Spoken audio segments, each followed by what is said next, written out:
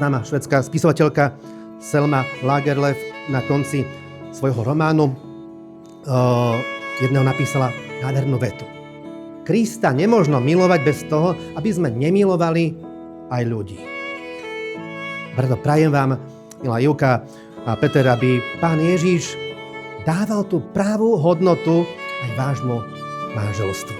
Aby on sám vás učil neutíchajúcej láske, aby ste aj vy sami verili v Neho.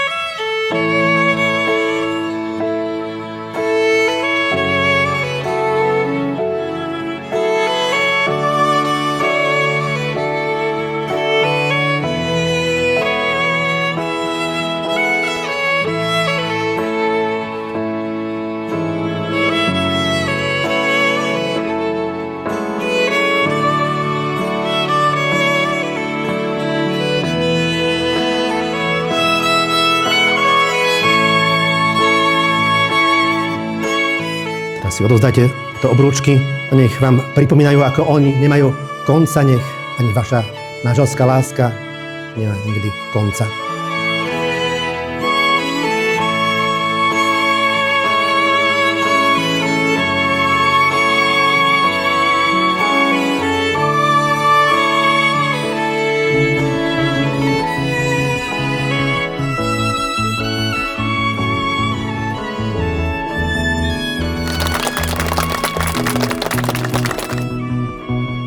Básnikov z ich krásnych slov ti dám len pár, len týchto pár.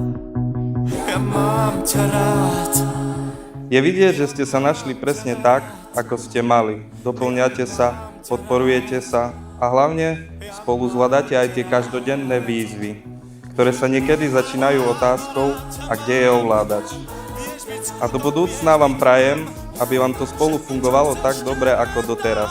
A keď prídu menšie nezhody, stačí jednoduché pravidlo. Jeden má vždy pravdu a ten druhý je Peťo. Ty si moje prekliatie, ktoré sa mi do žil vlieva. Láskou, ktorú chcem, láskou, témou tém, láskou, každý deň, láskou, s ktorou spievam. Mám ťa rád, ja mám ťa rád, ja mám ťa rád, ja mám ťa rád, mám nepravím nie, ja mám ťa rád.